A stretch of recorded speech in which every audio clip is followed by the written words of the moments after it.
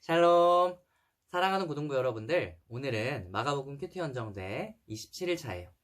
이혼에 관한 논쟁이라는 제목으로 마가복음 10장 1절에서 12절까지의 말씀을 함께 나눠볼게요. 본문 다 읽고 오셨죠? 네. 예수님이 제자들에게 총 3번에 걸쳐 예수님의 순환을 예고하시는데, 지난 시간에는 두 번째 순환 예고에 대해 나누어 보았고요. 제자들은 예수님이 이 땅에 오신 목적과 그분이 감당하실 고난과 죽음을 전혀 이해하지 못한 채 자리다툼이나 벌였어요. 그런 제자들에게 예수님은 높은 자리보다는 섬김과 정결함과 화목을 무엇보다 중요시해야 한다고 가르쳐 주셨어요. 오늘은 바리새인들이 모세의 이혼 규정을 통해 예수님을 시험하려 한 이야기를 나눠볼게요.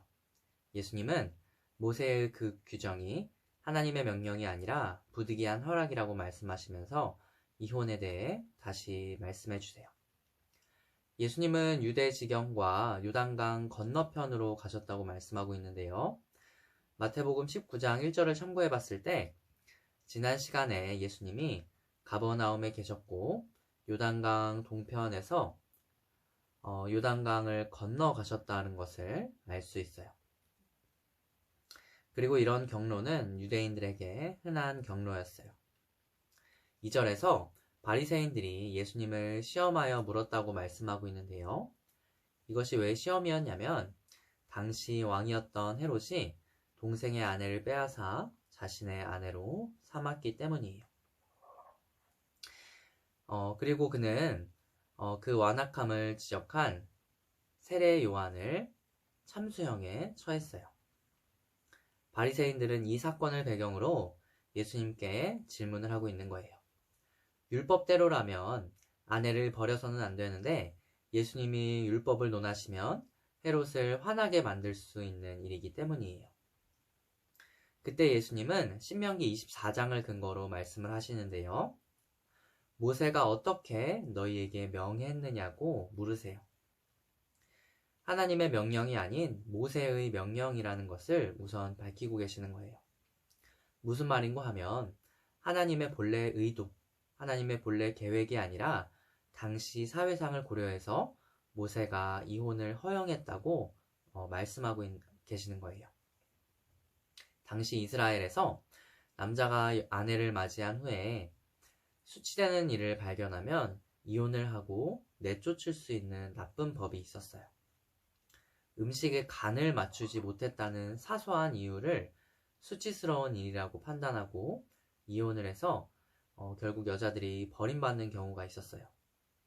예수님은 오전에서 인간의 완악한 마음 때문에 허용한 율법이라고 말씀하고 계세요. 하나님의 본래 의도, 하나님의 본래 계획이 아니라는 거예요. 그리고 6절에서부터 9절까지 창조의 원리를 제시하시는데요. 하나님이 짝지어 주신 관계, 즉 부부관계를 사람이 마음대로 나누지 못하는데 그 이유는 바로 부부가 된다는 것은 곧 한 몸이 된다는 것이기 때문이에요. 하나님은 남자와 여자로 사람을 지으셨어요. 그리고 둘이 부모를 떠나 만나서 한 몸이 돼요. 부부관계라는 것은 영적으로 결합하고 육적으로 결합하는 것을 의미해요.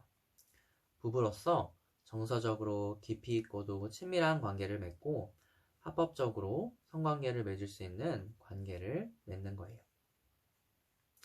그리고 10절에서부터 12절 말씀에서 제자들은 예수님께 따로 이 일에 대해 질문을 해요.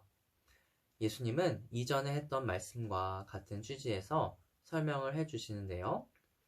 부부가 아내 또는 남편이 있는데 다른 사람과 결혼한다는 것은 간음이라고 말씀하세요. 제자들에게 하신 이 말씀은 어쩌면 헤롯이 동생의 아내를 빼앗아 간음한 것에 대한 책망일 수 있어요. 어쩌면 요즘 사회는 이런 헤롯의 스캔들쯤은 놀랍지도 않아 하는지도 모르겠어요. 예수님은 이런 우리 사회에 직언을 하고 계시는지도 몰라요.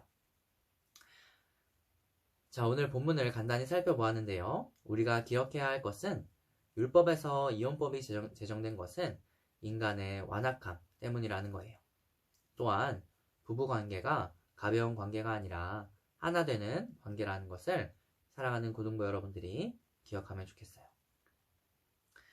사랑하는 고등부 여러분들, 앞으로 미래의 누군가의 배우자로서 여러분들이 준비되면 좋겠고요. 여러분들의 가정에, 그리고 여러분들의 미래의 가정에 하나됨을 위해 함께 기도하면 좋겠어요. 여러분들이 적용할 점, 깨달은 점, 은혜 받은 점을 댓글로 달아주시거나 영상을 캡처해서 인증샷을 남겨주시면 상품을 드릴게요. 그럼 여러분들 오늘도 행복한 주말 보내세요. 안녕.